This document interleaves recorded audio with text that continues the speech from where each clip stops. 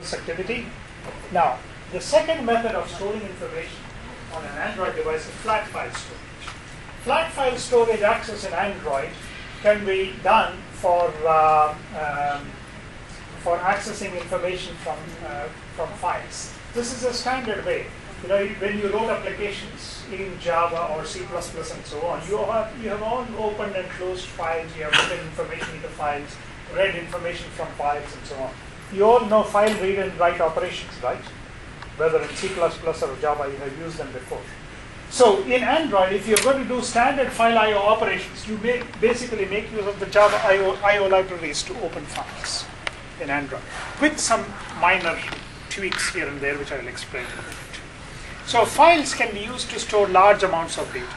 For small items, key value pairs and things like that, shared preferences is a very easy way of taking care of those things. In Android, you're generally not recommended to use files as far as possible. Don't try to make use of files. But if you have no other choice, then yes, you have file accesses available to you. The I/O interfaces for file accesses are available to the Java I/O libraries. So if you learn how to do Java input-output, you already know how to take care of it. Only local files can be accessed. Okay? The advantage, you can store large amounts of data. But the disadvantage, if you make use of your own files, is that if you store information in the files and if you make any changes to the format or structures of those files, you need to recode your whole application all over again. So that's one of the downsides of it, as far as possible. Like, for example, the settings that I showed you earlier, you could easily write them into a file and then read them from a file and so on. But if you want to make some changes, it becomes not as straightforward. You need to change a lot more of the code within your details. To read a file, for example, you say context, open file input, and the name of the file to open a private input file string to the program. And this is how you would open the file. And then closing the file. This is standard I/O stuff that you know from your Java course. For writing a file, open file for output, and then the file will be created if it does not exist. And then, for example, you could create a file like this, and then, for example, write a string in there. And you can select the mode of opening of the file, private, world readable, world writable, and so on for files. You can, if you want, you can have static files that are part of your application's structure itself. You can use this directory called /res/raw. You know where res/raw is, right? It's in the resources subdirectory, create raw, and then put. If you're not going to manipulate your files, you can put it directly there in your application, static files. But these are only read-only files. So that is one more way you can store files. And if you make use of it like that, then you would use resources, open raw resource, and then specify the file in order to open the file. So this is how you access files stored in your application's res raw directory. External storage. All Android devices support shared external storage. What is external storage? The one that comes on your SD card. So almost every Android device supports inserting an external SD card into the device. Now, iOS devices don't have the facility for supporting external SD cards, but Android supports external SD cards, removable storage, and SD card. You can have internal storage, non-removable storage, which is the file system within your device and so on. Files saved to external storage by default are world readable. Okay, and so they can be modified by any user. If you take your Android phone and connect it to a computer using a USB cable, you can turn on USB storage, and the whole file system is available on your computer to manipulate the files that are stored on the device. Okay, iOS devices don't allow you to do that. In iOS, if you need to transfer files from your device to your computer, the only way you can work with is to start iTunes and then from there going. If you have used iOS devices, you know how it is. They have a very restricted way of allowing you to move files between your device and your computer. In Android, you can take your mobile phone and turn it into a USB mass storage and directly write it to the SD card that is plugged into your mobile phone. Sometimes, if I need to download an application, and what I do is I download the application, the APK file on my computer, and then I transfer it to my SD card on my phone and then do the installation from there directly. That Android allows you to do those things. Okay? You don't need to go to the Android market in order to fetch an application. So for example, if I develop an application and I want to give it to you, I can simply give you the APK file. You can directly put it in the application. Okay?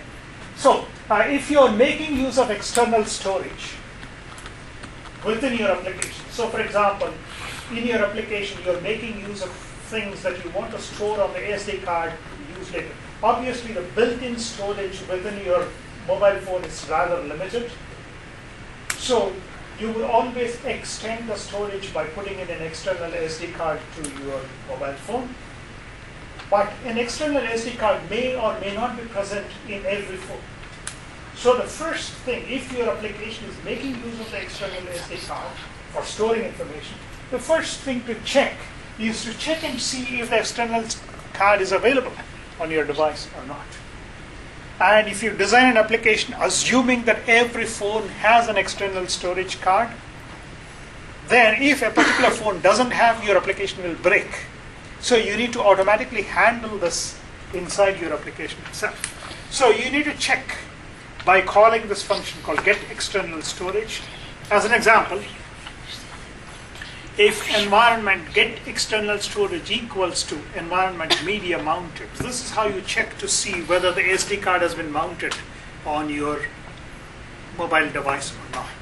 If it is, then you know if this turns out to be true, then you know that your SD card is available. So then you can go ahead and open the directory and then access the file from the directory and so on. So this is how you will access files from the directory on your device. Okay? And if you store files on the SD card for your device, if you remove the application, the files will also be automatically removed from the external storage. Okay? And for example, if you want to search for files on the directory, so for example, you can supply parameters like directory music, directory ringtones to open specific subdirectories under a particular thing. So for example, if your application handles music files and so on, and you want to store it as part of your application, you can create a music directory, subdirectory under your application's directory and store information there and so on. For publicly shared directories, you can get access by saying get external storage public directory. And then for cache files, you can store cache files on your directory and so on. So you can access them by using these. So for example, if your application needs to store some history and so on, you can store it in a cache and so on. But preferably, in your application, make use of a database if you need more flexibility, or use shared preferences if it is very simple things to deal with. Try not to use files directly within your application as far as possible. For API level 7 or below, it used to be slightly different. But anyway, we are not going to develop applications for 7 or below. They are gone already. Most of those devices are gone already. So we don't need to worry about it. Okay? Questions? All right? Now, what is the next way of handling data? The more sophisticated way of handling data is through databases, SQLite databases. I will show you one example of an application that is available in the examples in Android. And then you will also see the use of SQLite database in an application, not next week, but the week following that. You will see them in the applications, in the examples. So Android applications can have application databases, and these are powered by SQLite. Okay? These are lightweight, file-based, and these SQLite databases are pretty suitable for mobile devices, small databases, which can be very, very effectively made use of within your application to access information. Within the databases, if you need to access files, don't store them there. Instead, just put pointers to files. One application that we developed, we needed to fetch some photos from an external location and cache them in our application. So what we did was, in that circumstance, what we would do is, in our database, we would only store the links to those photos, and then we created a separate photos directory, and then we would fetch the actual photos into the photos directory, and then we'll just add the links into the database, which will allow us to access those links. So that's one way we worked around accessing files on our device. So that's one place where we made use of an SQLite database for a particular application. SQLite is a very lightweight database. It supports atomic, stable, independent, enduring. It's only several kilobytes. The SQLite database support itself is. And but if you are familiar with standard SQL, it supports only a part of the SQL syntax that you are familiar with. The simple ones are also. Okay? And SQLite is already part of Android stack. So you can simply make use of SQLite as if it is already provided for you and open directories and so on.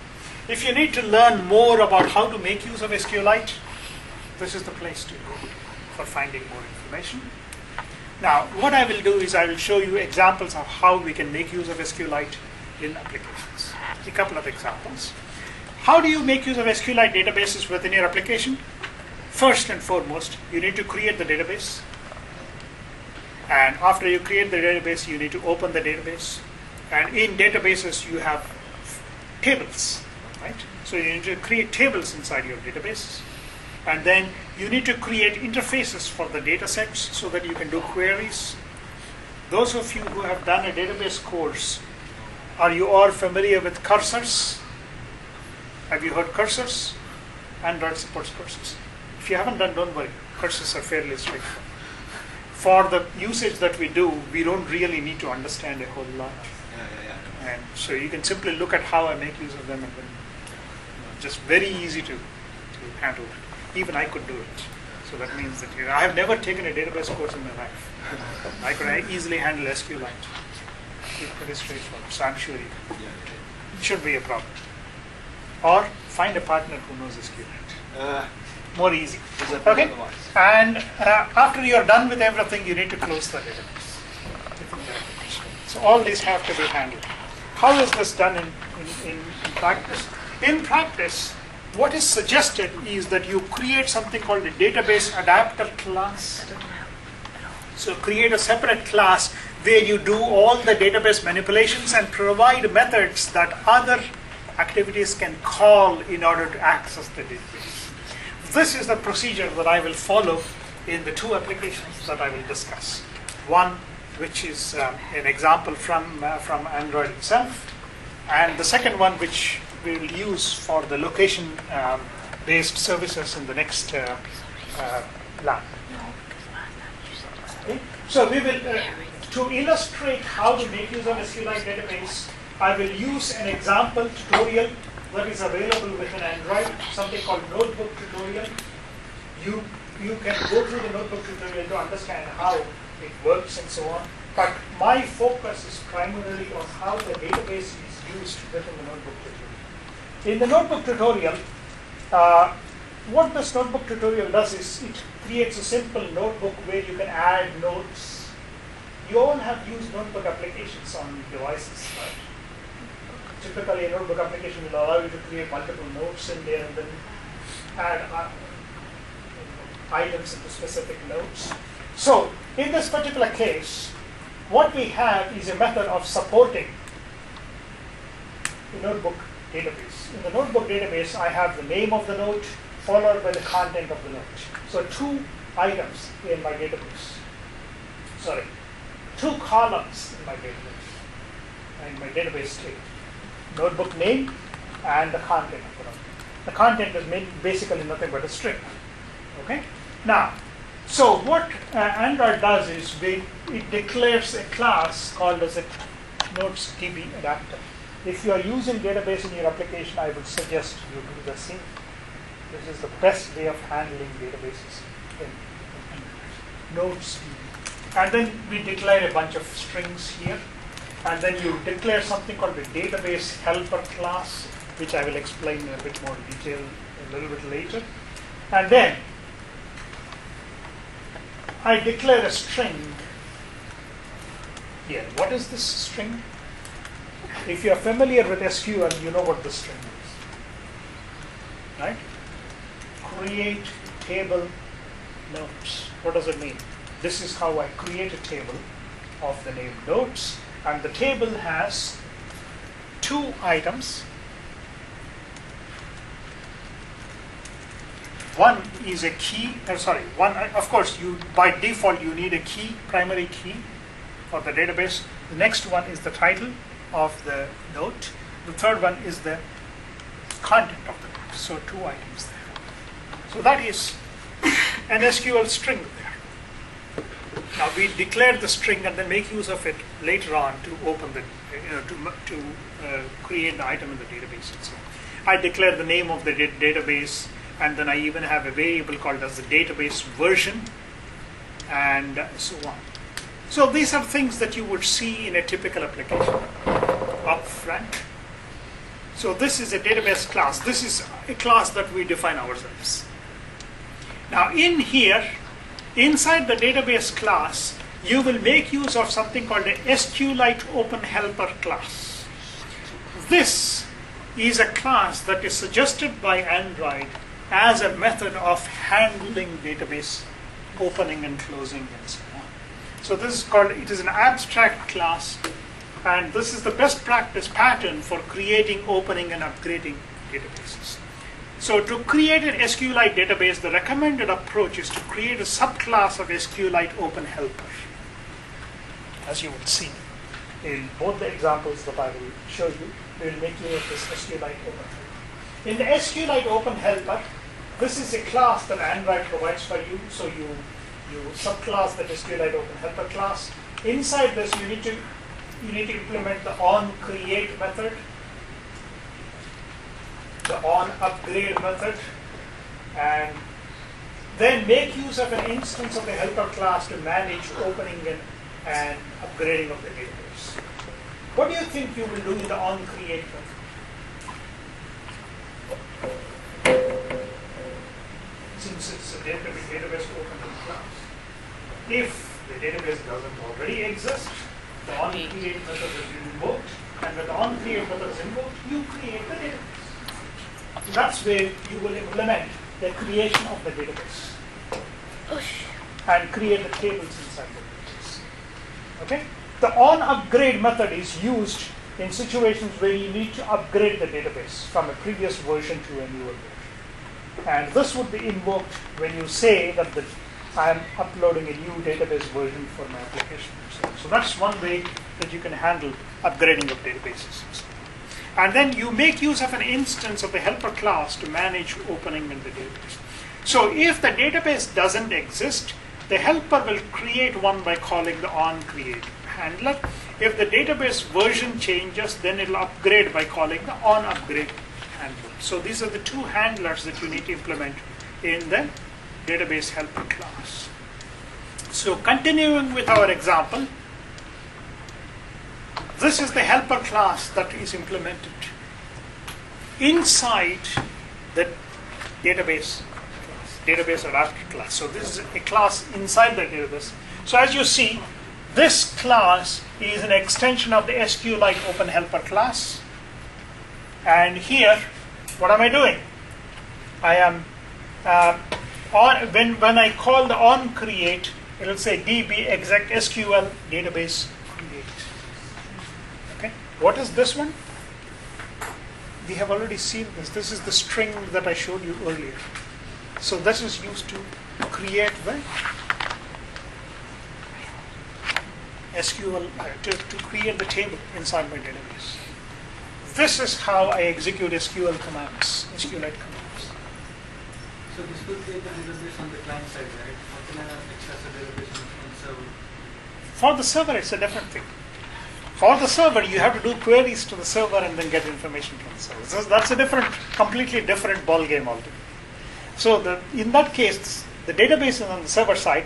So you need to create the interaction with the server. So you will send the queries and then you'll get back information from the server side. So that's a different ball game altogether. This is a situation where you have the database on your device. So preferably, when you need to handle things, it's always good to have a local database to handle these kind of information. Server side, for server side, you always need connection to the server, right? If you need to support offline mode, for example, you can store part of the information on your database and then make use of it. This one is for when you upgrade the database. When you upgrade the database, what is it doing? It removes a table if it exists, and then it calls the onCreate database. So that way, I will, if I'm upgrading my database, I will remove all the tables from my database and then recreate a newer version of the database. Okay? The database, once created, will be stored on your device at a specific location. I'll explain to you exactly where it is stored in the next class on Wednesday. Okay, SQLite databases. So last time we saw about SQLite databases, and we saw that Android supports SQLite inside the framework itself, and in part of the Android software stack, and the six steps for creating SQLite databases currently are missing.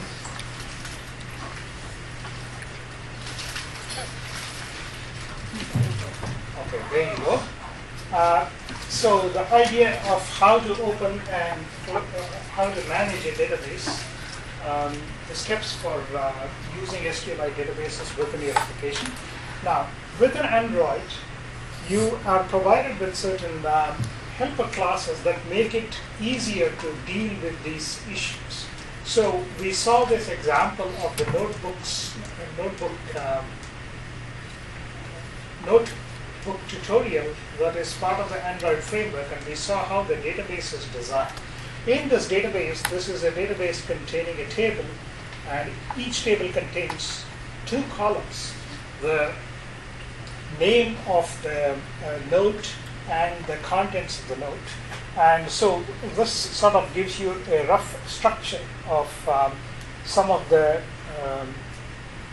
variables that are used within the notes database. So if you're making use of a database within your application, it's always a good idea to create a class and enclose everything related to the database inside the class, and then dealing with the database inside this class. Typically, you would call it a DB adapter, and it seems to be a very good name to use. You can call it anything, but if you call it a database adapter, DB adapter or something like that, it makes it clear on what you are using this class for. So this is nothing but a standard Java class that you're all familiar with, standard Java class. And then you declare certain things that you're going to make use of within your database. Now, how do you handle your database itself? In this Java class, you will have another class called as, by subclassing this SQLiteOpenHelper class. So this SQLiteOpenHelper class, I'll show you the code related to how you make use of it within this database adapter class. This is an abstract class for implementing best practice for creating, opening, and managing databases. So within this class, there's SQLite database. The recommended way is to subclass this SQLiteOpenHelper inside your DB adapter class. And then you override the onCreate and the onUpgrade method of this class. And then you can use an instance of the helper class in order to help you deal with the database, as you will see in this example. So this is the database helper class that is defined here. So as you see from this particular description here, this is a class inside the DB adapter class. This class is designed by extending the SQLiteOpenHelper class. This is given in Android. And when you do that, you need to write two methods, override two methods inside this class. This method allows you to create the database, and then the second method allows you to upgrade the database. That is, if you change the contents of the database to a newer version, then you will make use of this. Now, these two will be invoked in situations where the database does not exist within your system. Okay, so this one, as you see, will execute this SQL statement corresponding to this string called database create. If you look at the previous slide, this is clearly defined there as a string, and the string is nothing but a SQLite statement there, saying create table and other pieces of information related to that. So this is an SQLite command that you're issuing here. If you need to upgrade, then basically you delete tables in the existing database and then recreate the database. So the actual database already exists, and then you will simply recreate the database. So this Notes DB adapter, this is a class that you declared. This is nothing but a standard Java class. And then inside, you will be declaring all the information related to the database itself. Okay? So you store the context of the application, and then when you call this method called open, in this case, you will create this new database helper. Now, where did this come from? This is the subclassed version of the SQLite OpenHelper from this previous slide that you have seen here, SQLiteOpenHelper. So this one allows you to deal with the database. So the open is a way that you would open the database and then closing the database. Okay. So once you do this, then within your database, accessing information is done by using this object called content values. This is what allows you to put information into your database more easily and remove information from your database more easily. So what do you do here? Suppose you need to retrieve something in there. Suppose you need to input something in there. Then you would use this object which you create, and then inside this object you put in your information that you want to insert into the database. And then after you do this, you will do the insertion of the values using this particular statement, and then deleting a note, updating a note, and so on. Okay? Now, this MDB, what is this MDB? MDB is nothing but if you go back to the previous, where do we see it being defined here? If you go back to this, what is MDB? MDB is the SQLite database. Okay? You see it being defined here. So once you define it as an SQLite database, it comes with a certain methods available for you. Okay? So this is Android framework's available declaration for a database. Okay? And then the database helper itself, you're declaring this here. This one is, of course, a subclassed version of the SQLite SQLite OpenHelper that you have just defined in your code. Okay, so making use of that, you can insert and delete items from the database using this particular statements. So this makes it easy for you to insert and delete items from your database.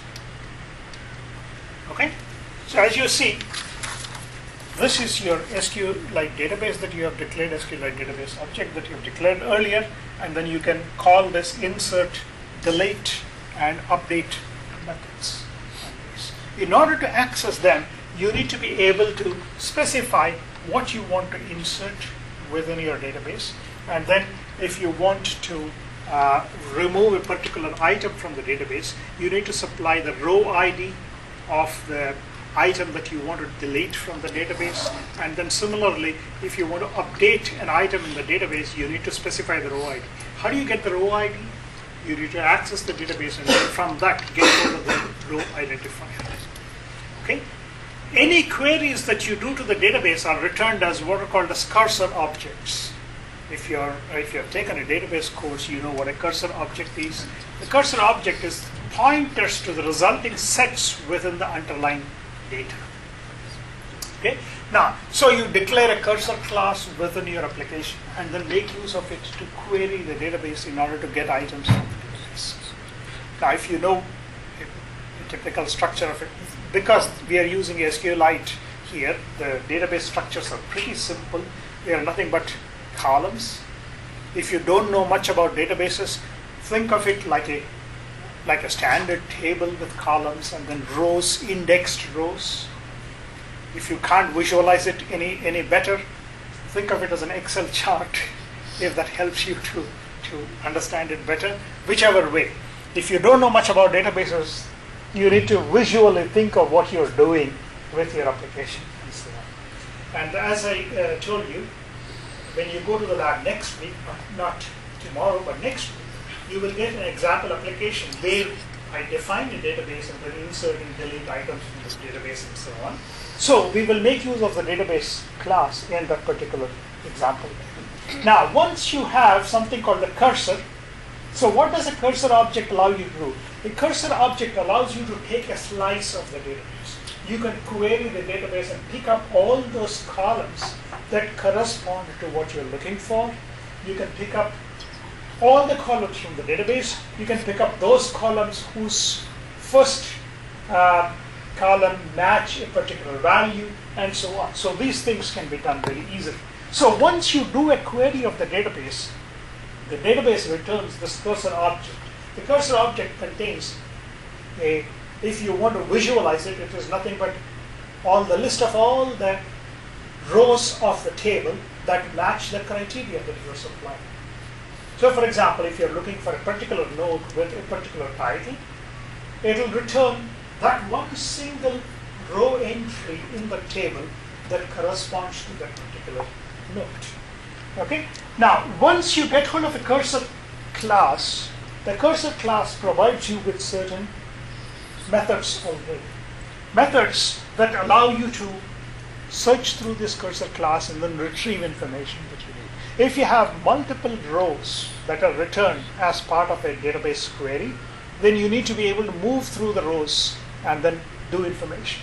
So for moving through the rows, you can do things like move to first. This will move you to the first row that matches the database query that you have created. Move to next allows you to move to the next row, previous row, and so on. And move to position allows you to position yourself at a particular row from the table that you're looking for. Okay? And so on. Does this make sense to you, or do you want me to draw a picture? Is it becoming, for those of you who have not taken a database course, is it making any sense? Or do you want me to explain it a little better? Feel free to ask. I have absolutely no problem. Is it okay? You're fine with it, okay? I'm just making sure that you're understanding what I'm explaining here. Some of this is fairly abstract when I explain it like this. When you look at a specific example, it will become even more clear. So you can get count.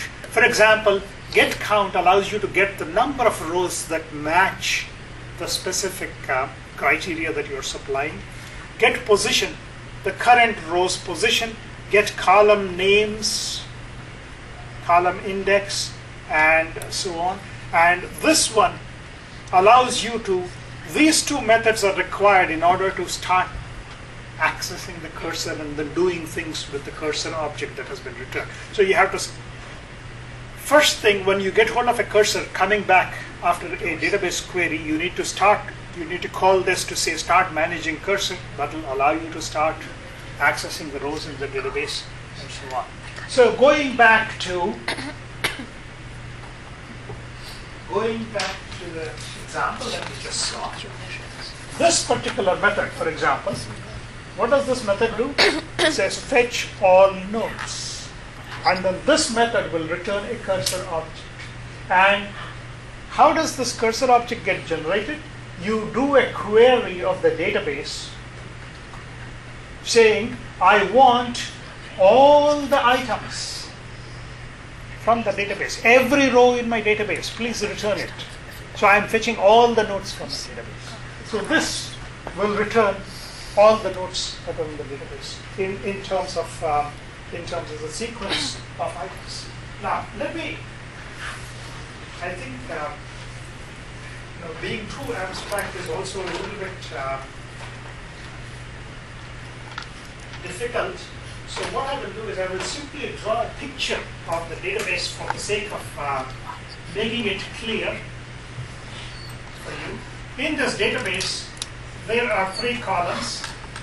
Okay, the first column is key. The second column is the name of the, sorry, not name, title, and body. If you can visualize the database like that, that will help you more easily understand what I am trying to explain here. So this one basically will return a cursor with all the rows in the database. Okay. So the table. If you are trying to fetch a particular node, then that is, you are trying to, for example, access a specific node in the list of nodes, then you would do a database query using something like this. This is, again, if you know how to use databases, you know how to do this. This particular one helps to specify which particular row ID that I'm looking for. Okay, and you do the query, and then after you do the query, you are being returned a cursor by the database, and then you check to make sure that the cursor is not null. If it is null, that means that the item that you're looking for does not exist in the database. So obviously, you need you will check that first, and then you will move the cursor to the first row in the cursor, and then return the cursor back. So you return a pointer to the first row, and then return the cursor back. In the main activity, for example, you would be accessing databases like this. Okay. In here, for example, you would say simple cursor adapter, and then nodes. So you create a cursor adapter here, and then you create a list. Now this one allows you to fill in the items into a list view. Remember list views? We use list views in the examples that we have seen.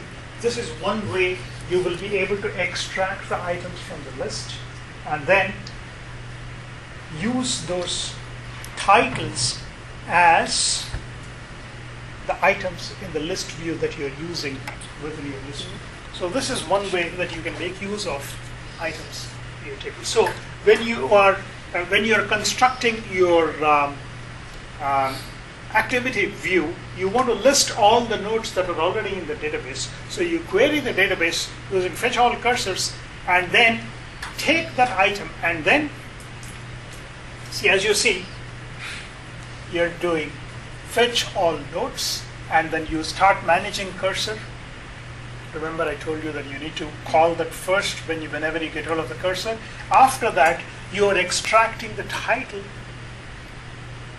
from each of the rows, and then you're using the title as the items in the list view that you are creating to show on the screen. So that is what you're doing in this particular case here.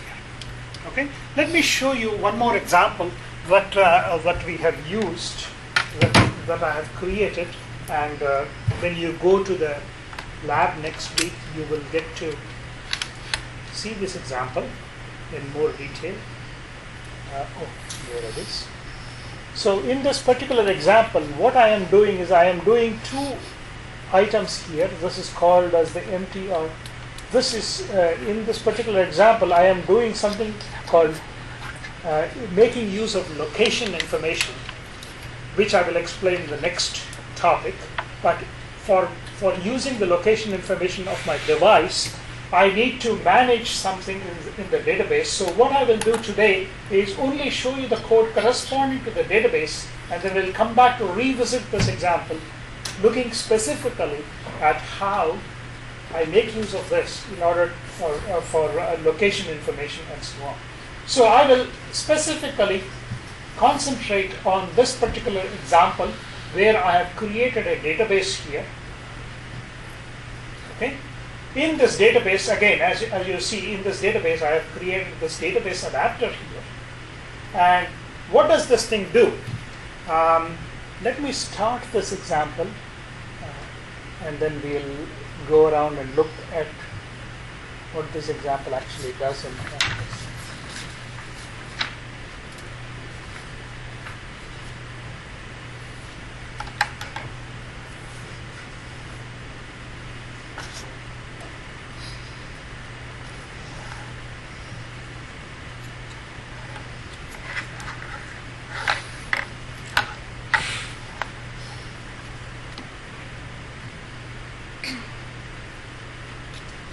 Okay.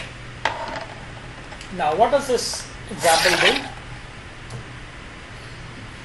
This sets up something called a proximity alert, which I will explain more in the next class when we come to location information.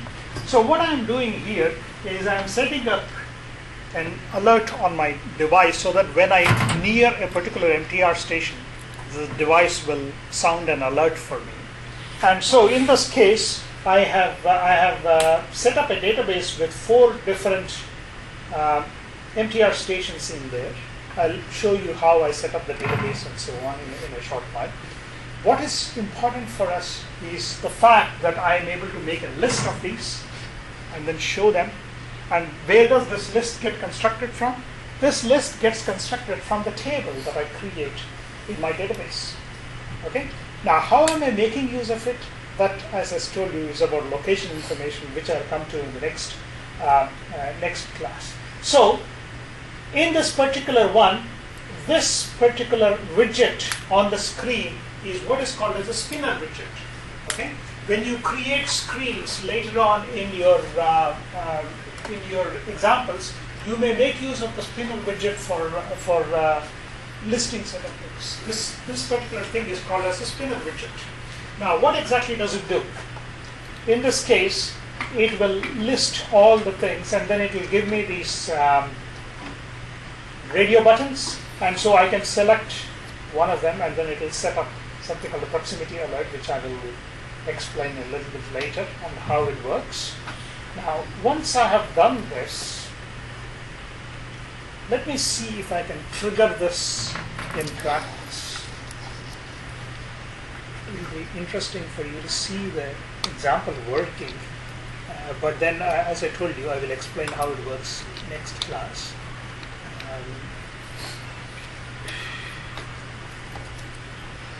Now,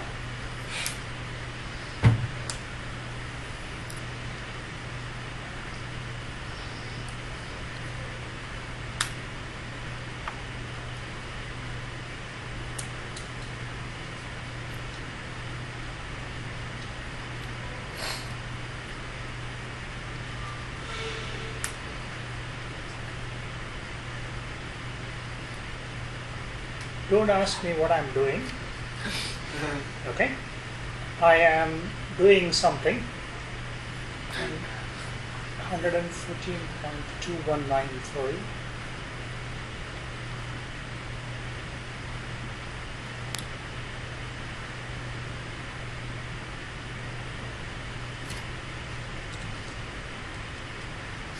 And then the other one is 22.3155.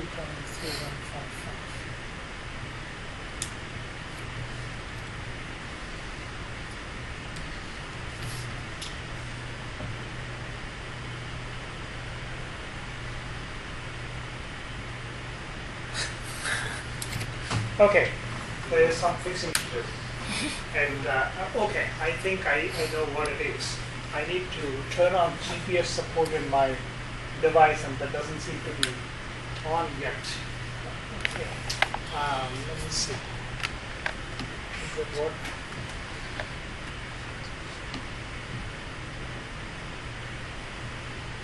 Yeah, you can see that the location has been set by GPS.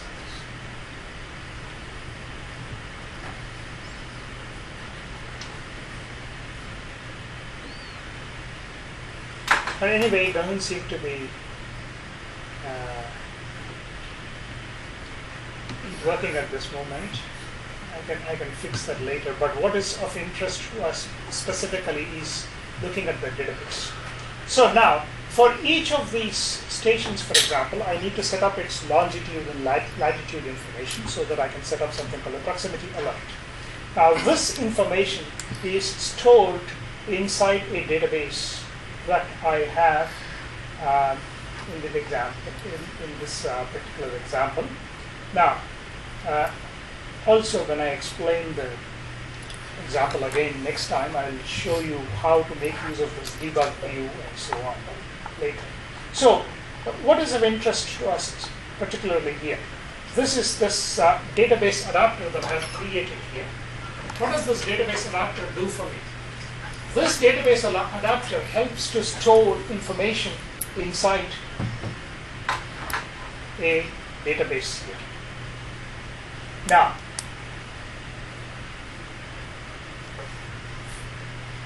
from this, what do you understand?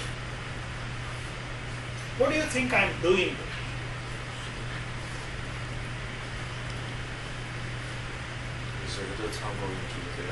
Yes, insert some information to my database for different stations.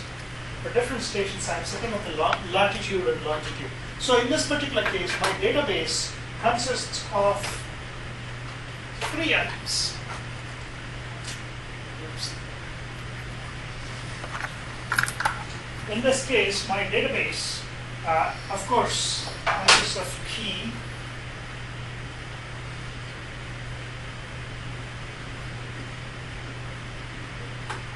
this is station, and then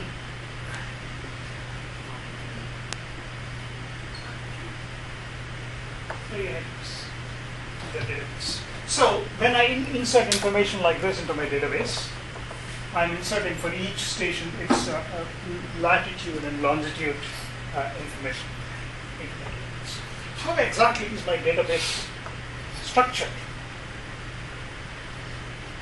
Going back to this database, this is how I create my string. I create my database table. This says create table, station geocode. I will explain what geocode is in the next class. The first item is integer, which is the key. The second item is the station name. Okay. The third item is the latitude, and the fourth item is the longitude. Those are the 4 columns in my database. So that's the table that I'm creating here. So this is the database create table that I'm doing. This is the SQL string that I'm using in order to set up my database. And then what is of interest to us? So as I told you, it's always a good idea to take this SQLite OpenHelper and then subclass it in order to create something called the database helper. In the database helper, what do you do? In the database helper class, this is where you manage the database. You manage creating the database and so on. So, if you need to create the database, you execute db exec SQL database create, and then inside the database you add these 4 rows into the database. Now, once you have created the table, then you add in the actual data into the table. Now, furthermore, on upgrade, this is the second method that you have seen. You saw that there are 2 methods that you need to override on create and on upgrade. This is the second method. In this case, I'm doing simply exactly what I did before. You're simply dropping the table. So this code looks exactly like the one in your in the notes example that you just saw earlier. Now, further beyond these 2, I have declared a specific private method inside this class, which helps me to insert the station information into my database. Okay, so this is a private method that I am using specifically in this particular database helper class. What am I doing here? If this method is called, you supply the database reference here, you supply the station name, latitude and longitude information, and I do this content values, and then into this content values I put in these 3 pieces of information. So if you need to insert anything into your database, this is how you would access by using this object called content values object. Okay? So you create this content values, and then you call this method, and then supply this object to this method, and then the particular row is inserted into the database table. So this is how you will insert items into your database table. So this is a method that is provided as part of the SQLite database class in Android. Okay? So you would call that and then supply the information. What are the 2 pieces of information that you need to supply? You supply the first one is database table, the specific table into which you need to insert. Then this is an object of the type content values object. What is the content values object? This object is where you put in all the items that go into a particular row and then supply it as information. Yeah? What's the real parameter? The now one. Oh, the second one? Yeah. In the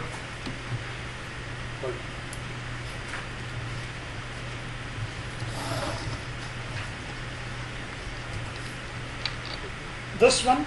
Okay. If at any point you have a question about what is it, then all that you need to do is put your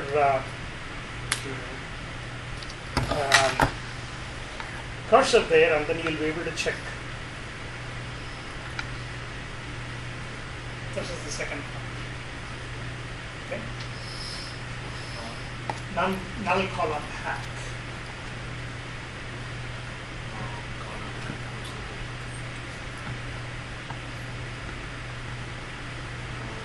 For normal cases, we just simply call it null, and then we're done. Okay? You don't need to worry about it. It may be useful under certain circumstances, but for normal cases, you just simply put null there and it works fine. Okay? But there is a specific reason for using this. This is optional. It may be null. SQL doesn't allow inserting a completely empty row without at least one column name. If your provided values is empty, no column names are known and an empty row can't be inserted. If not set to null, the null column hack parameter provides the name of a nullable column name to explicitly insert the null into the What does it mean? that is, you cannot insert a blank row into your database. Normally, it won't allow you to insert a blank row. If you set that to, if you don't set this thing to null, and then if you supply a blank column there, it will complain. Okay, so that's the reason you're saying I won't accept a blank column. If this is not set to null, then you're supplying. If any particular column of the supplied value here is empty, then it specifies what am I supposed to insert in place of that insert in your database. Under normal circumstances, don't do it. Just leave it to null and then make sure that when you supply the value here, all the columns are filled in the value that you supply. Okay? And the reason why I created this particular method here is to make it simple. So then I can simply call this inside here by just supplying this information. Okay? That makes it easy for me to insert items into my database. So notice how my database helper class is helping me to manage a lot of things. In addition, once I have everything into the database, I need to make use of the database. So down below, I'm making use of the database appropriately. So this method allows me to open the database. Before you can access the database, you need to open the database. So when you open the database, it will create a database helper. Okay? And then also, this allows you to get a writable database. If the database doesn't exist, then it gets created at this point, and then it will return the reference to the database will be returned to you in this case. So this one is being managed through the DB helper, so that makes it easy for you. Now, this particular method is made use of to insert items into the database, which in our example we won't do it specifically, so we can ignore that part. This allows me to delete items. So whenever you create a database, you should always supply these different methods to be implemented. Inserting and deleting items from your database should be supplied as a method specifically, and then fetch all. This is very similar to what you have seen in the previous example. This allows me to fetch all the entries from my database.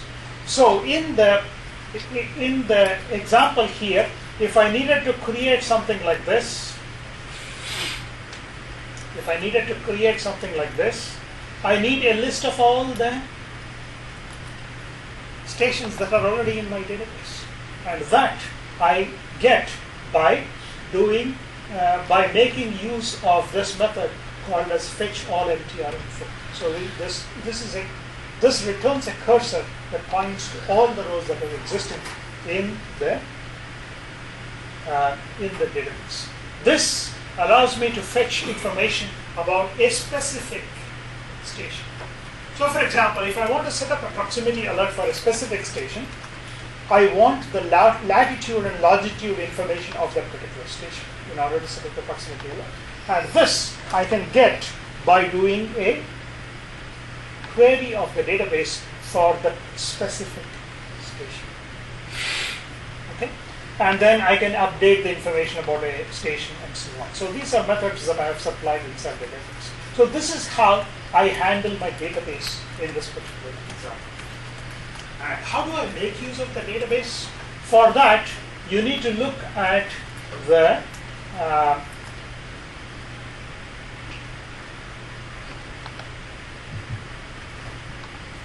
this particular activity here. This is the activity that displays all this information on the screen. So what you saw on the screen is displayed by this. So I am making use of a spinner.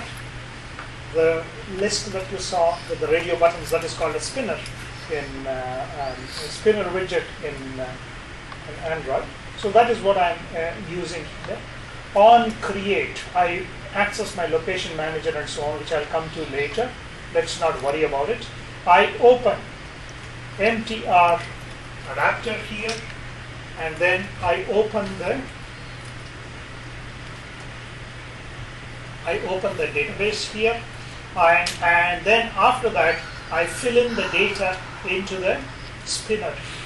So this particular method allows me to fill in the data into the spinner. So what am I doing? I am fetching all the MTR stations, and then from that I am extracting the names of all the stations, and then after I extract, I create a string array, and then I am supplying that string array as an adapter to this particular spinner, station spinner set adapter, and then supplying this list. So that is how I create the adapter here. Just like the list view that you saw earlier, I am showing how you can create a spinner using the same Okay. Now, if I need to set up a proximity alert for a particular station, and so once I select a station, I will fetch the station's information, and then from that I will be fetching the station's name, latitude and longitude, and then setting up a proximity alert. This I will explain in the next class when I explain to you more about location, using location information within my application. But what is interesting here is how I am fetching information about a specific station. Now, how is this triggered? This is triggered by this thing called onItemSelector. So, in the spinner, when I select a particular station, then this method, this is the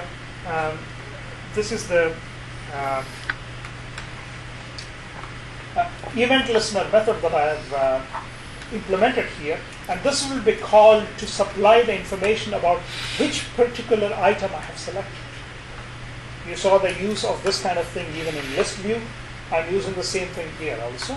And once that is supplied, then I will make use of it to query my station, my database, in order to fetch the information about the specific station. So in this table, for example, if I do something like this, Lamtin, this will trigger a inquiry into the database in order to fetch the information about Lamtin, and then set up the proximity alert for that station. And for the sake of informing the user what I have done, I'm printing out this information on the screen. So you see that I have set up a proximity alert for that particular station. Okay, so that is how you can make use of databases within your application. Questions? How does this set up an alert? Oh, that as I told you, it will come in the next class. The alert and all that is location dependent information, which I will explain how to make use of the location of the device and so on in the next class. Okay? For the moment, our concentration is mainly on the database, to see how I'm fetching information from the database, how I'm adding information to the database, and then so on. So, if you are using simple, I'm sure most of you, if you are using a database within your applications, it will be a very simple database of rows and columns like these. What I would suggest is just take a look at this code and then, rehash the code to make use of a database within your application. You don't need to rewrite a whole lot of code. Simple code there will be sufficient enough to handle a database within your application. Okay? That's why I supply you with bits and pieces of code that you can extract and make use of within your own application development. So that's the purpose of all these examples that I showed you. Okay? Any other questions?